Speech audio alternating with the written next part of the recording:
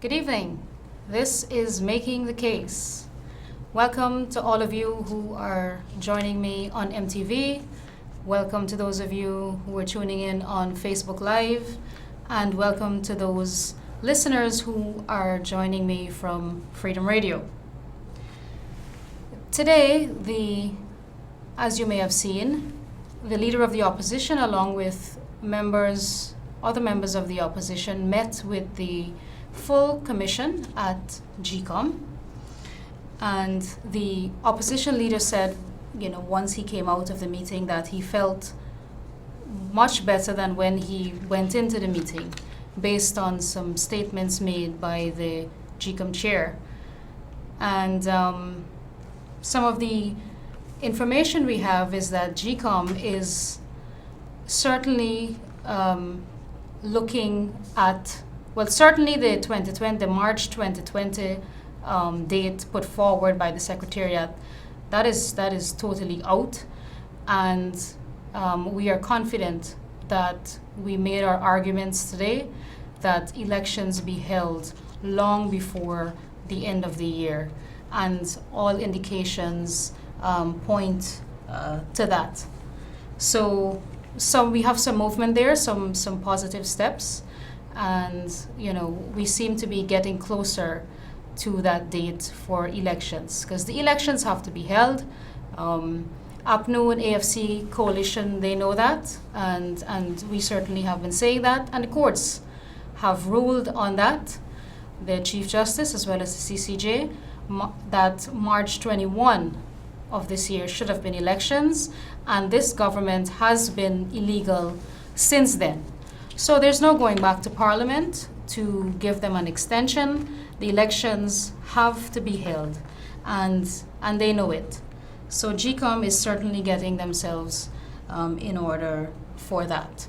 The GCOM chairman she's a judge by profession. Most of her life, this has been her work, and she is certainly operating as though she still is. She has all the characteristics of a judge.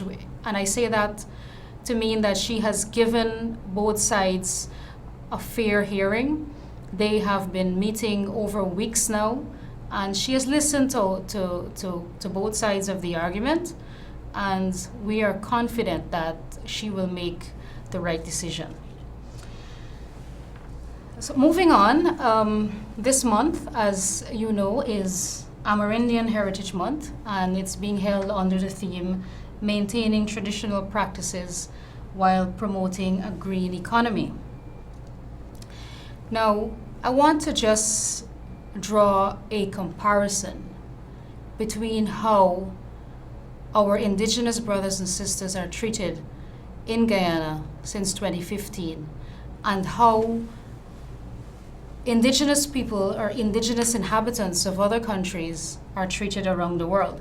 And take, for example, in the United States. In the United States, as many of you may know, there are policies and laws that recognize, respect, and protect the lands, territories, environment, and culture of their native inhabitants, as well as their lives. They are guaranteed rights to education, to health, self-government, and the natural resources of their land. Their land is regarded as almost sacred for those of you who know about Native Americans. Their lands are untouchable. And they are among the wealthiest in America. They are among the wealthiest people in America because of the amount of land that they possess.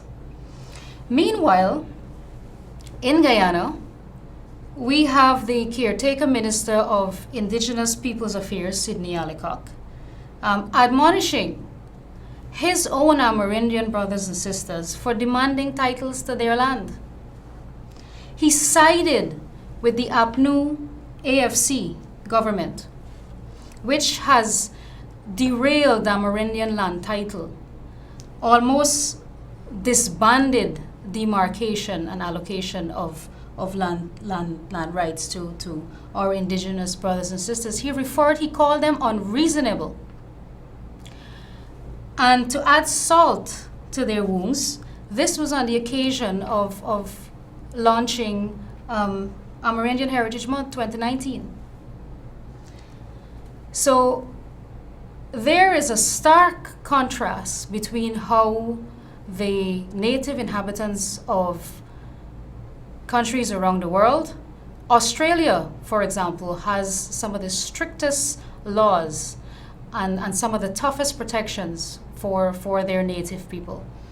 And in Guyana, our Amerindian brothers and sisters continue to be disrespected, made to be feel like second-class citizens, and they have to almost beg the minister for their land title, something that they are entitled to, and then for him to refer to them as being unreasonable, when this has been something that has been promised to them under this administration.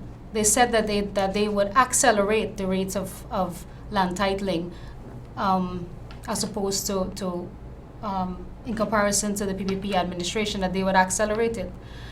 So far, they have done nothing.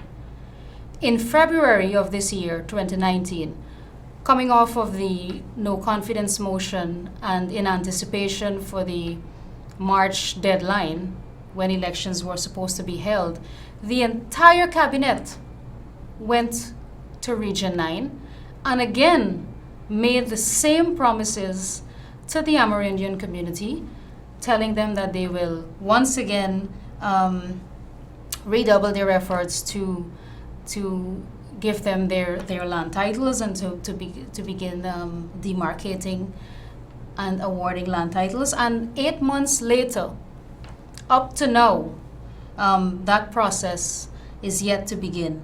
In some cases, it's been completely abandoned. And so in this month, when we are supposed to honor and highlight the culture and the contributions of our indigenous people, our minister, our caretaker minister, chose to disrespect them. And this is a pattern, of course, by this administration. And so the Amerindian community is just one of the most recent groups to be disrespected by this administration. And of course, everyone continues to be disrespected by the coalition government, who continue to trample upon our constitution.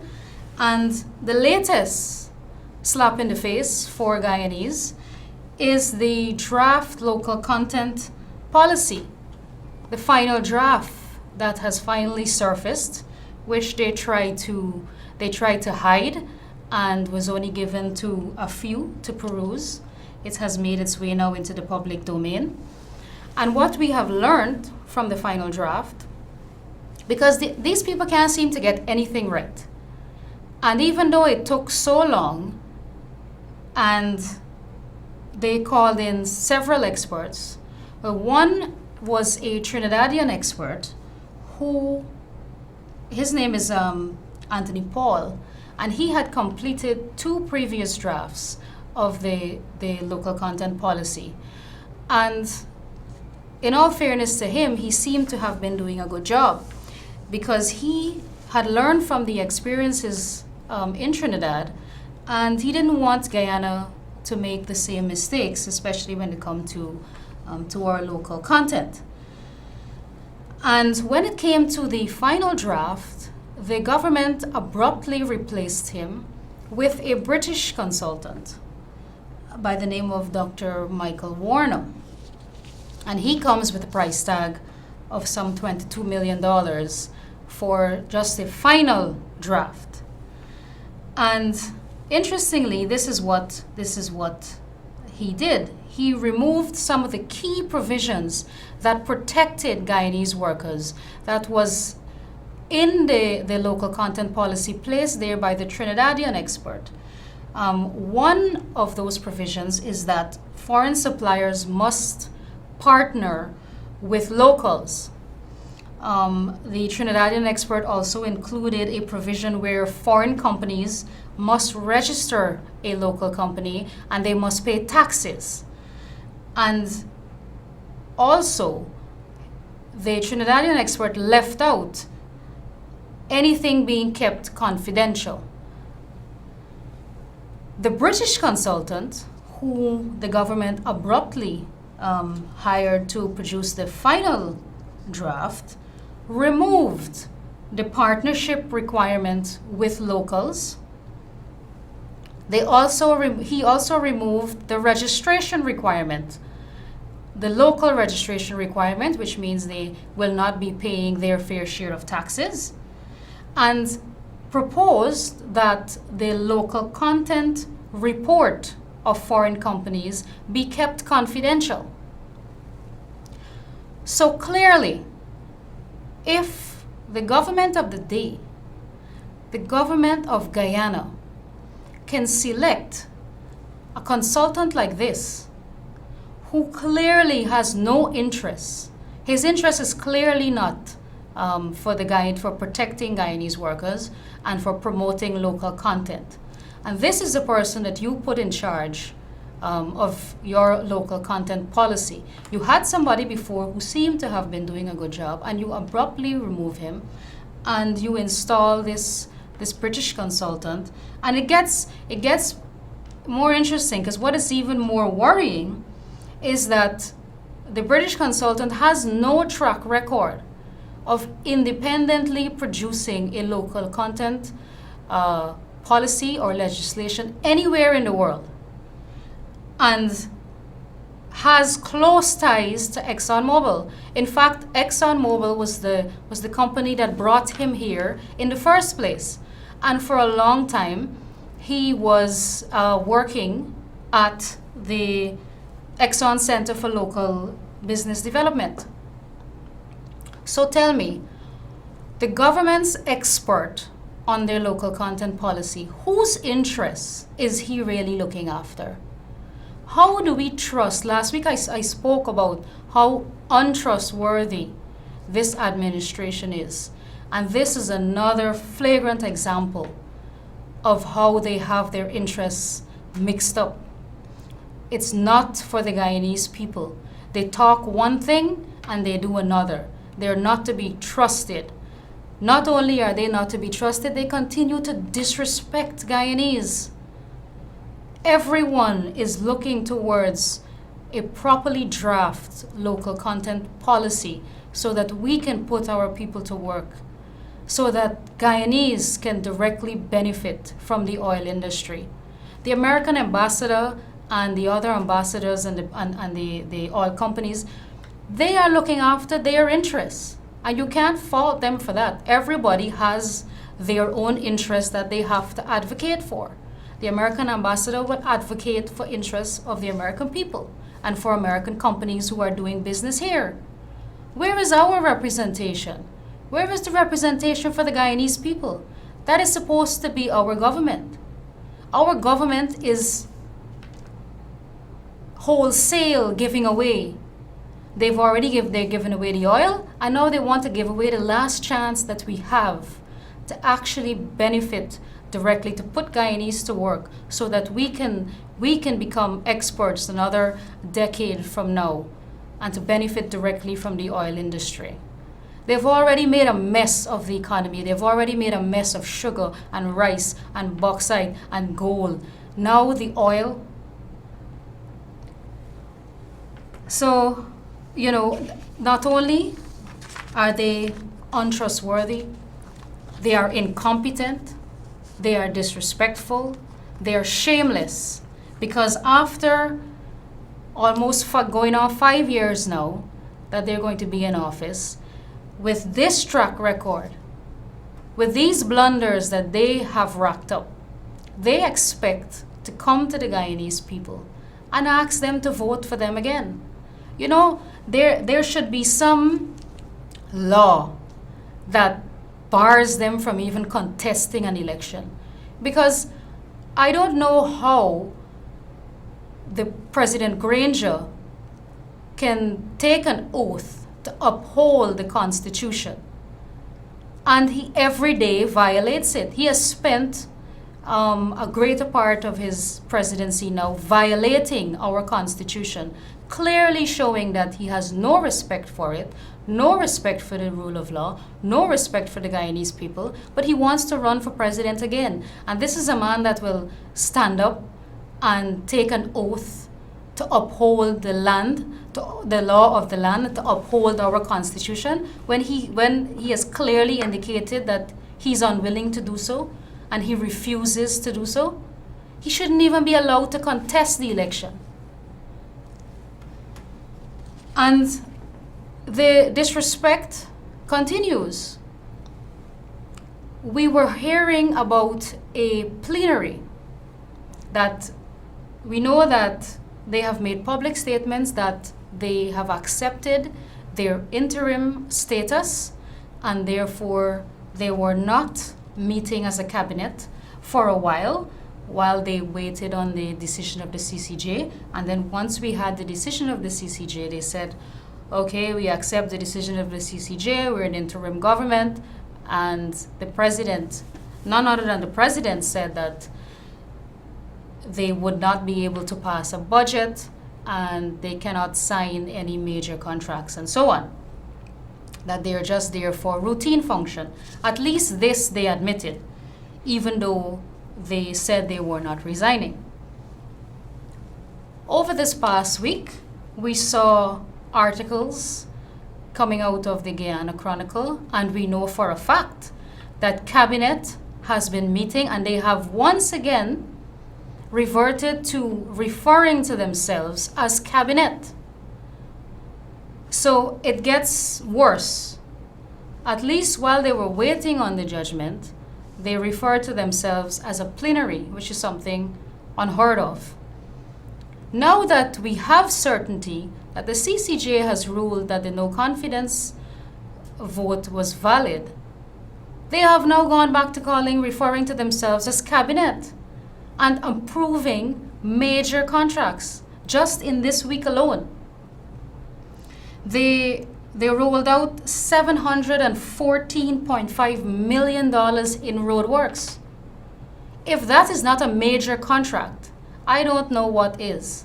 $714.5 million has been approved by cabinet, in uplifted commas, for roadworks. They have approved $205 million in solar systems contract, another major contract cabinet has approved. So clearly, as clear as day, this government does not care about what anybody thinks. They don't care about what the ordinary Guyanese thinks. They don't care about what the court thinks. They don't care about what the law says. They don't care about the Constitution. They operate as though they own Guyana, they own the resources, and they alone are Lord and Master, and whatever they do is correct. Make no mistake, these people, as the opposition leader put it, are mortally afraid of elections. And this is why they will stay there as long as they are allowed. They will hang on until the last day, until the last minute, until the last second. They will hang on to see what else they can get. Because they know that it's over. It is over for them. They will not be returning to office. That is as clear as day. And so they have to grab and take as much as they can now. Because there's nothing that they can do now to redeem themselves. The writing is on the wall. There's nothing that they can do. So, they're just going to go big, and then they're going to go home. So that's where we are with this government, and we are not to expect any better from them. What worries me is that the longer they stay in there, the more of our resources they will give away. the more Guyanese will continue to suffer. It's the longer we are taking to put Guyanese back to work, to righting the wrongs that they have done over the 4+ years that they've been in there. And imagine they have the nerve to talk about corruption under the PPP. And 50 audits later, 50 audits later, done by this government to trace assets and to investigate corruption under the PPP. Nothing. They have found nothing. All of the monies that they claimed were slush funds and were missing. They went and they found every dollar accounted for. Housing Ministry, so many other funds that we had. We left all the money for projects that were ongoing, that are ongoing until now. Monies were left for, like that Sheriff Street expansion, for example. That's not their initiative, that's a PPP project, and it was paid for by the PPP. The money was there. Very different from what the PPP will inherit after this election, because the debt has gone up and the gold reserves are going down, and not going down by a little. When the PPP took office in 1992, 152% of revenue went to paying external debt. And when they left office in 2015, 5% of revenue was allocated to servicing debts. They inherited a country with excess. They inherited a country that was on the cusp of transition. They inherited a country that would soon after, as soon as they were sworn into office, discovered oil. Everything, all they had to do, they were handed the baton, all they had to do was run with it. And what did they do? They dropped it. They dropped the baton. So the Marriott Hotel was supposed to be a corrupt project. It's now one of the most profitable Marriotts in this part of the Americas. They love the Marriott so much that they take their dry cleaning there. All of the cabinet members, they take their dry cleaning there, and everything is at the Marriott Hotel now. They can't do without the Marriott Hotel now, but it was a corrupt project, and they wanted to turn it into a hospital. I don't know if you remember that, but yes, they wanted to turn the Marriott into a hospital. We haven't heard about that plan since then. Then the Hope Canal was supposed to be another corrupt project. 2 weeks after they went into office, the Hope Canal was open, and the Hope Canal that project is credited with the reduction in flooding in Georgetown. So the PPP didn't get to reap the benefits of that, but it was a PPP project. The public procurement investigation into $605 million contract given out by Val Lawrence. This is not hearsay. We're not talking here about hearsay. This is not an allegation. This was an investigation carried out by the Public Procurement Commission, and $605 million worth in projects given out by Val Lawrence was done so illegally. The same results were found with the feasibility study for the Harbor Bridge. It was another illegal contract. The Minister Patterson, Infrastructure Minister, he bypassed the procurement laws and went straight to cabinet.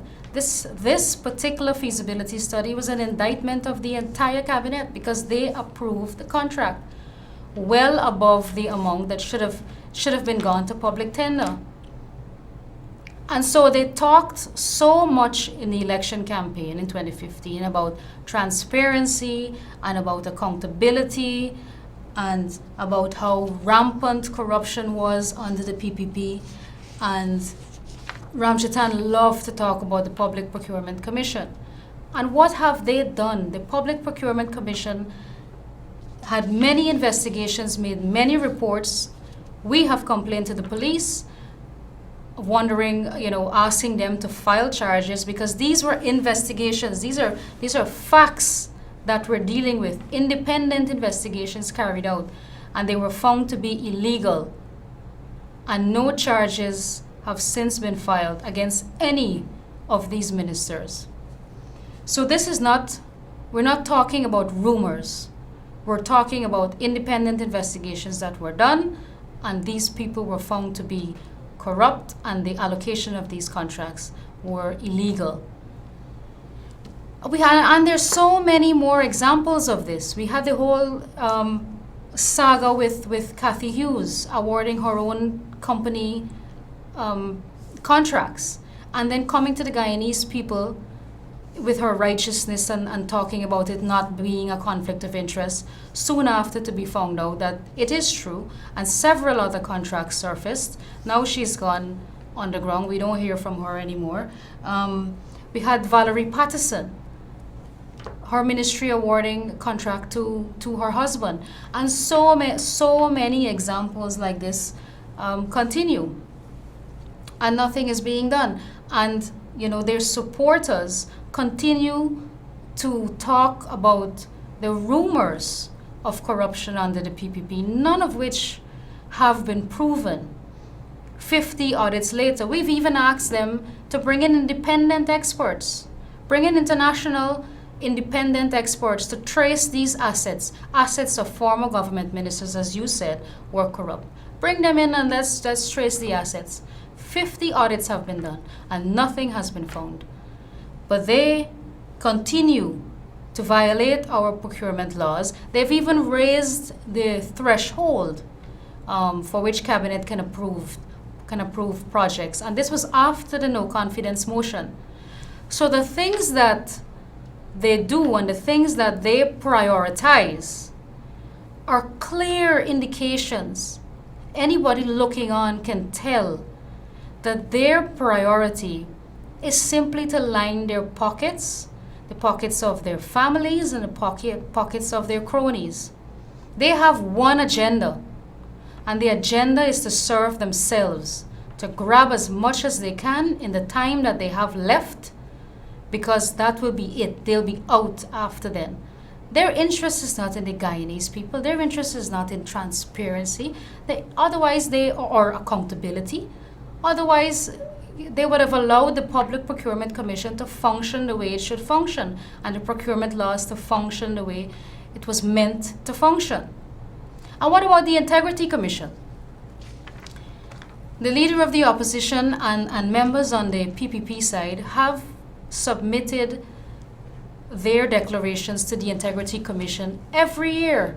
Every year they submit their declarations. And they even went to Parliament and moved a motion to say, listen, let's make public all of the declarations of the members of Parliament. And the APNU AFC coalition voted against it. They voted it down with their majority. So who is hiding? Who is running? Where is the corruption? It is as clear as day where it's coming from. The culprits are there for you to see. All you have to do is pay attention. So President Granger, for one, he has never submitted a declaration to the Integrity Commission. And now it's been it's been dismantled. So the Integrity Commission is not even functioning.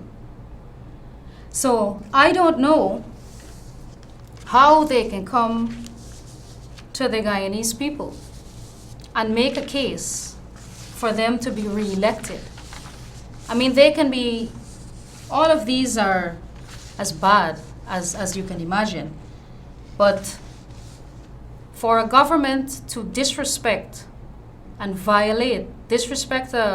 court ruling from its apex court and violate its constitution, the Constitution of Guyana on a daily basis, and after accepting their interim status, to come back and be meeting as cabinet and approving projects and going on overseas trips and signing international agreements, clear violations of a violation of the things that they are authorized to do, when all they should be doing right now is preparing for elections.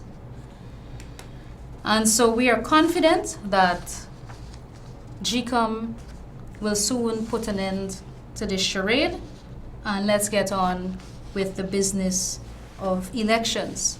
The Durban Park project, I mean, how can we forget that? Harmon spent 20 minutes in the no confidence debate talking about how proud they are of the Durban Park project. I mean, have you seen Durban Park? In addition to how it looks, it has $600 million in vouchers missing. $600 million are missing from that project. And they have the audacity to talk about corruption under the PPP. I don't want to go on much longer because these are in the public domain, and we must remember these things when we are going to make our decision on election day, which is fast approaching.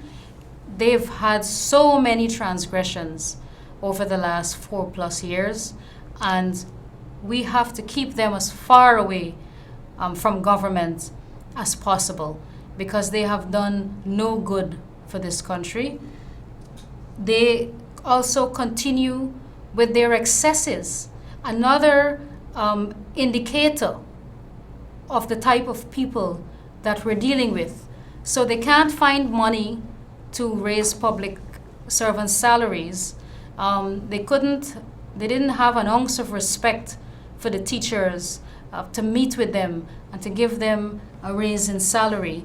But they can spend $1 billion more per annum to maintain government vehicles. This is more. This is not total. $1 billion more per annum for maintenance of government vehicles.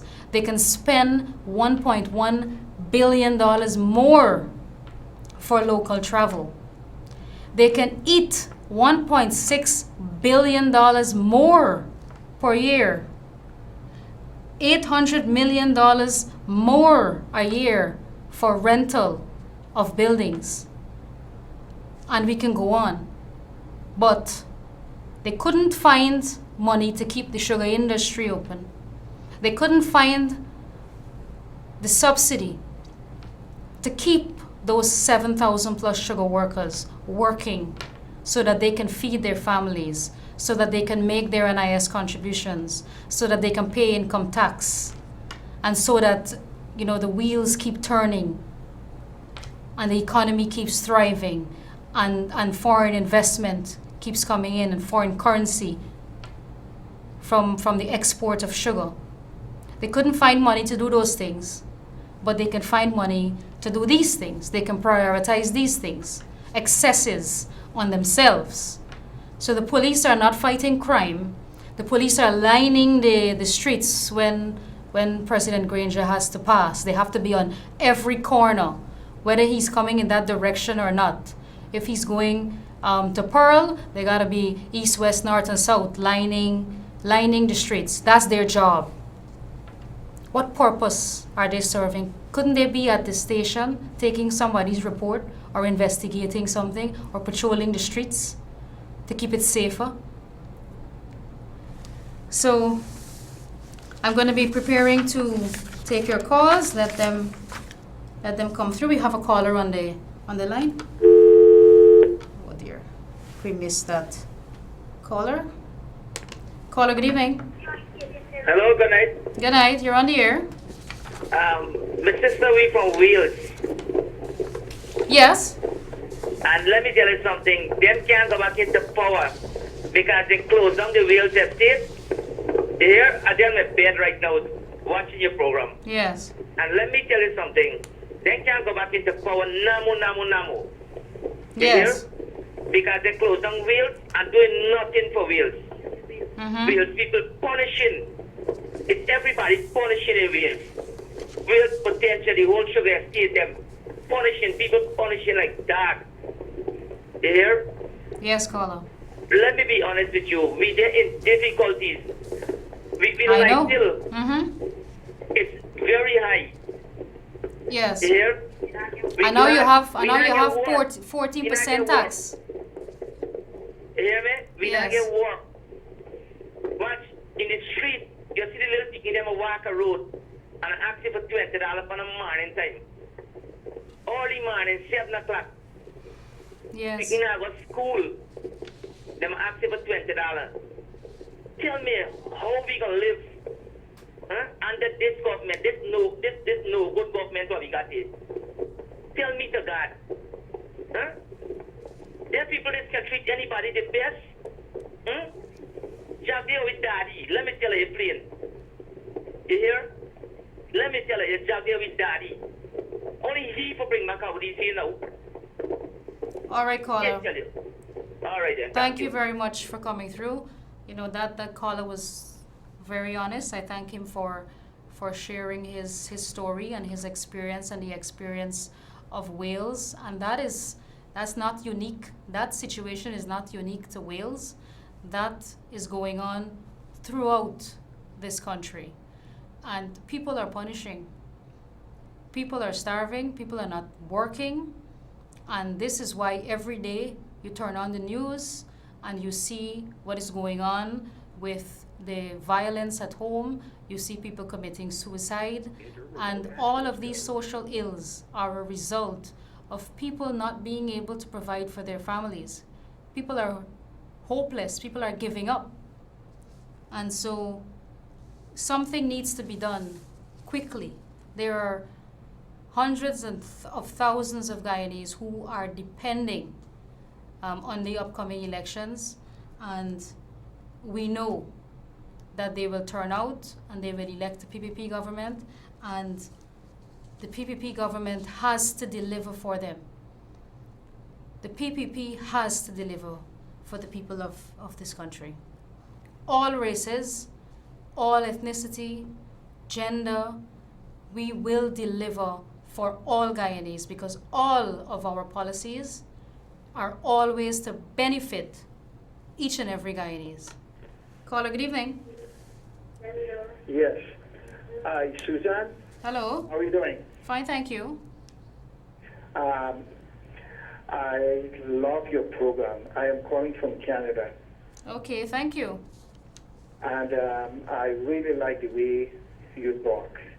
You know, last week, one of your programs, one gentleman called in and said that Barajagdeo is a thief. And I heard this thing 2015, that we have houses in Florida and around the world.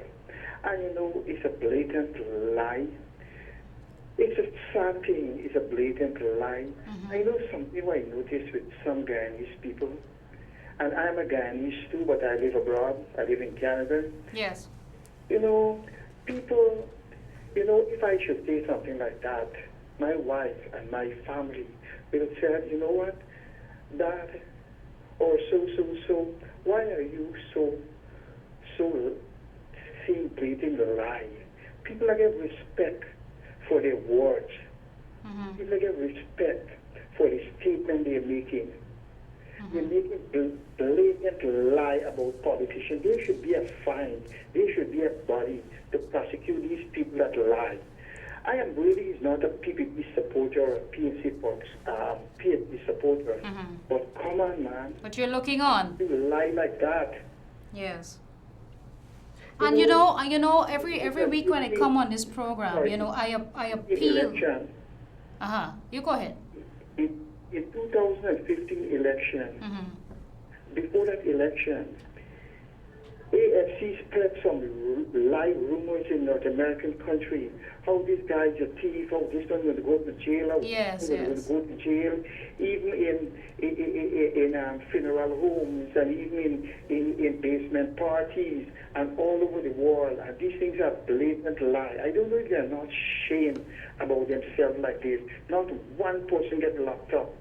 This one party member steal, that one all is lie. Guyana need, the people in Guyana, some people in Guyana need to be charged and hold accountable for these wrong rumors that they are spreading. Yes. You tell me something if Javi was stealing. You think Marshall Williams would have left him, would have taken him off the hook? Or Harman? Sure, they would have put him in jail. Yes. But this guy is very, very honest. And he spread his name wrongfully and make wrong allegation of him. But you know what? I admire your program, and you're doing a fantastic job. Continue to do it. Okay, thank you very much for coming through, caller. Bye. And what the caller is talking about is something that the members of the PPP, including the leader of the opposition, that we are now taking a proactive approach to fighting these rumors. Because for so long, for so many years, you know, these outlandish accusations and allegations persisted. And some of them were laughable. And the members of the PPP didn't even think that these things needed to be addressed. You know, like the rumors about extrajudicial killings and so on. And people talk about Jagdeo killed people. I mean, those things, if you were saying that about me, I wouldn't even think that I need to defend that because it's so ridiculous. But these rumors, you know, they have a saying, if you repeat something over and over, it becomes true. And that happened. That the rumors, and I spoke about them last week, about narco state, extrajudicial killings, and all of these things, they persisted and over time gained traction. And persons kept repeating it over and over again, and it stuck. Even though it was total lies, it stuck. And now we have to ensure that we fight them off, and we're not going to take any such allegations lightly anymore, or accusations lightly, because all were proved to be false, or proven to be false, and we see who the real, where the real corruption is now. We didn't even have to go and investigate these government ministers. The Public Procurement Commission has done some investigations already and have found some of the allocation of contracts to be illegal and unlawful already. So, you know, we are going to continue to fight off these rumors, and I appeal to Guyanese. You know, if you want to find out, you know, look, go and do your research, read the newspapers. Kaichur News has been doing a great job, I see, of recent, of exposing the corruption under this government, and I applaud them for that. They even invited the leader of the opposition on their radio program, and we were certainly happy to get our message to their audience. So we will continue to fight off these rumors, and I ask Guyanese to keep an open mind, and if you want to find out the truth is out there. You all only have to seek it. Caller, good evening. Oh, hi, Susan. Hello. How are you doing? Fine, thanks. How are you? You know, I'm good. Another Canadian. Okay. I've said it maybe since March that the foreigners are taking over. This whole process in getting rid of this government has taken too long. They're like Hurricane Dorian, destroying everything in their path. And I mean, the PPP is fighting, but the judges, both the High Court and the CCJ, I guess they didn't know that they had to be more specific in their rulings. Well, they wouldn't expect to have to tell a president to respect his own constitution. I know. I mean, Yeah. I can't comprehend this. But something has to be done soon before more damage is done. And I hope whatever is in the courts right now, that the judge, I have respect for her. She has done good so far. I hope she know now that she has to make specific ruling in what has to be done moving forward. As for the natives, the land in Canada, it is sacred. They do not pay taxes, and they are well respected. Well respected, yep. Yes. Anyway, you have a good evening, and it seems like I've been repeating myself over and over again, but because we're dealing with the same situation over and over again. Yes. We have to hammer it home for those who still believe in this government. Yes. You have a good one. Thank you for coming through. Yeah. Now you have a good night as well. Let me see who else we have on the phone line here. Caller, good evening. You're on the air. Hi, good evening. Good I would evening. like to find out if the registration ID card is valid or not valid. The house registration. Or go to G-Cover register if it's valid. Well, they're going to be. Were you registered in the new house registration? No. But you have an ID card Yes. and you voted before, Yeah. so your name is on the list. You're fine. Okay. Your What about the kid? What about the? The kid that never voted yet. They was registered before, but they never voted. They will vote for the first time. No, once they are on the national register, which they would have been placed there since they're 14, once they extra. Okay, we lost the caller. Those young persons will be allowed to vote. Once you've been registered, when you attain the age of 14, if you're going to become, you're going to be turning 18, when they extract that new list, that preliminary list, those youngsters will be on the list. Now, let us not forget that once the PLE, which is the preliminary list of electors, is extracted from the database, we then have to go to a claims and objections period.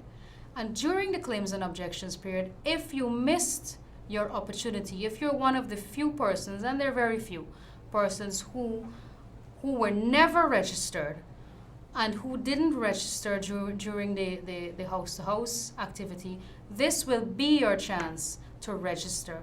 Everybody will get a chance to vote.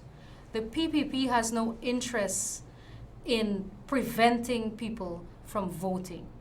We know that people can register in a claims and objections period, and this is precisely why we didn't need the house-to-house registration to start over from zero.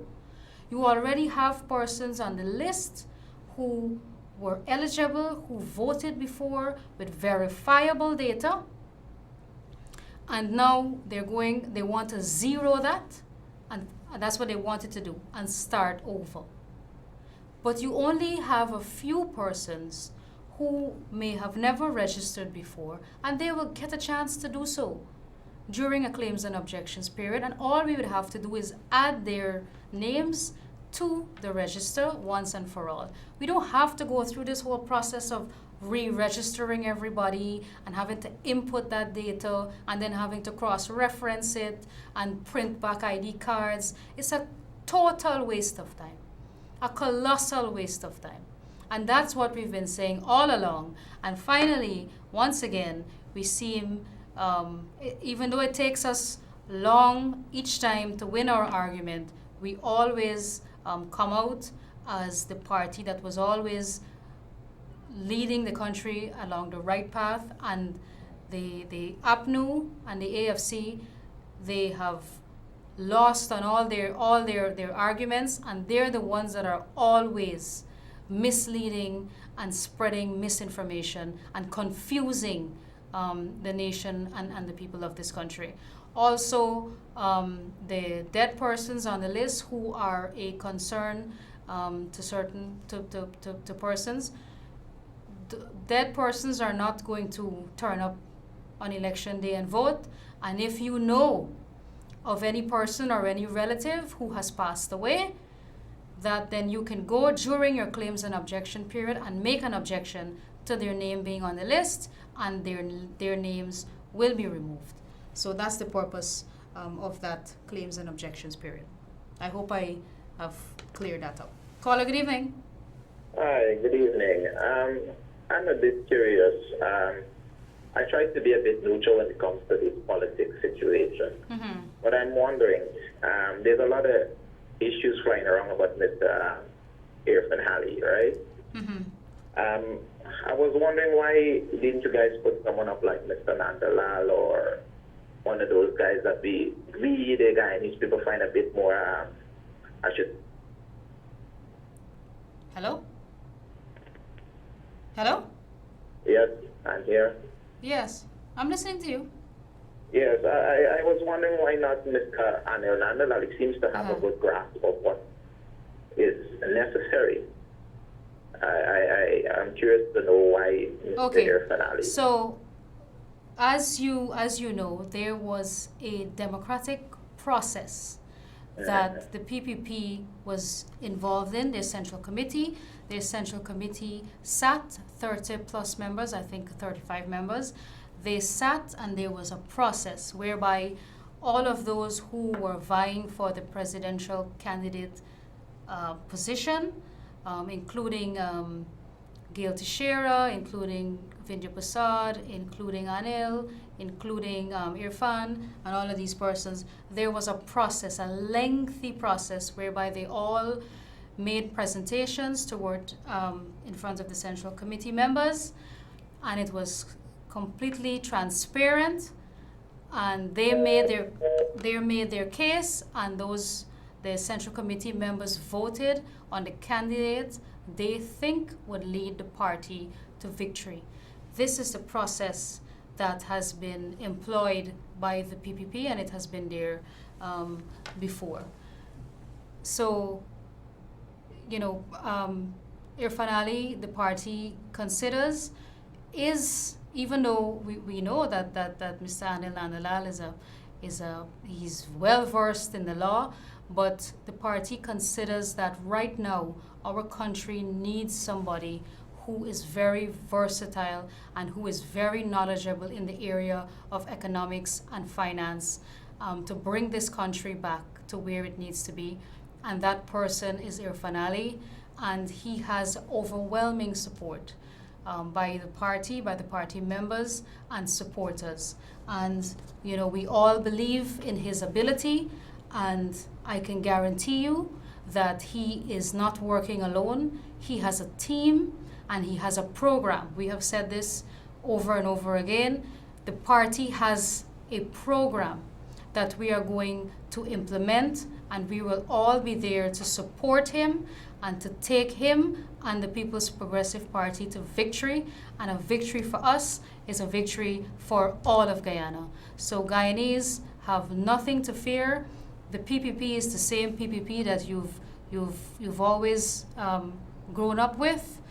We haven't changed, and we made some mistakes in the past, and we certainly look forward to doing better by the Guyanese people. Caller, good evening. Hello? Hello? Hi, good night, Susan. Good night. You just keep that good work right up. Thank you. Speaking the truth is what going to make you prevail, right? But I want to comment on a point here. Mm-hmm. When Mr. Jordan was shooting in the dark, Mm-hmm. right? When the place got bright, right? Mm-hmm. He shot the whole of Guyana down, and none of the ExxonMobil people. Mm-hmm. Okay, that's my first point. I want to ask you a question here. Whatever happened to the guardians of democracy and the UN Charter on Law and Order? Mm-hmm. They seem to have retreated into obscurity and left us pondering if we were deluding ourselves into believing that they existed. Or do they really exist, but only as a figment. And I got a third point. What happened to the merger with the thing? You got any feedback on the merger? Well, once again, that idea has been scrapped as well. So that has been scrapped. Let me just present something to you, right? Yes. Are the GCOM computers configured to expunge and detect fraud, or should customized software with features specifically designed for that purpose have to be ordered? And who will be the architect? And how on deciding how it should be designed? I was trying to say, is there a customized software that will have to be designed to do that if they want to merge that list? Because remember now, this software got to detect fraud. You get what I'm coming Yes, yes. Well, all right. The merger, you get back into with the merger. Which is why, right? They've scrapped that. They scrapped that? We have said over and over again we don't want there to be a merger. There is no need for a merger, and now the APNU AFC they've also came out and they said they don't want a merger. They don't want a merger at all? No, they don't. So what was the purpose of the register that they compiled?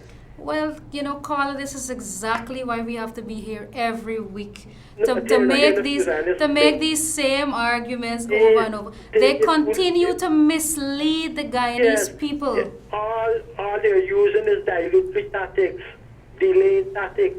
Yeah. All the cases that they're doing, they know the outcome what it's going to be. Yeah. They're just using the court system. They know they're just wasting time. Over and over, they repeating one thing. They know the end result, what it's going to be. Yes. Okay, thanks. All right, Carla. Thank you for coming through. Yep. So like I said, you can't listen, and I implore the Guyanese people. We have more sense than this. Even if you don't have a university degree, you must know by now that you can't repeat anything you hear from this administration. Because it will only be a matter of time that you look like a fool. You go around the place repeating something Harmon said, or worse yet, something Basil says. And then, you look like a fool. So, no, this big story with the merger is one thing after the next. 34, and we're not resigning, and now they're going to do the need house to house. We have to have house to house or no elections. Now the house to house call has died. Then they went to merger. They need to merge the list. Now that has been scrapped. They come out and they say they don't want a merger anymore. So we're just going around and around, and but good sense will prevail. And like I said, I implore you, don't repeat anything you hear from Basil Williams. As a matter of fact, I wonder if Basil Williams paid those attorneys on the no confidence case. He has racked up a remarkable amount of costs that he has to pay. Our money, that's where our money has to go now, to pay the lawyers, all the lawyers from the other side, in the no confidence motion case, in the consolidated appeals and so on. That's where our money has to go there now for the stupidity of the people in this administration. Operator, I'm out of time again. It's a normal thing on this program. Thank you once again, Guyana, for listening to me. It's a pleasure to be here with you. I will be back next week. In the meantime, let us enjoy our Amerindian Heritage Month. I implore my Amerindian sisters and brothers to keep faith. Better days will come. And to the people in Wales and Canada and stuff that called tonight, thank you. And I will see you here again next week. Have a safe week, and good night.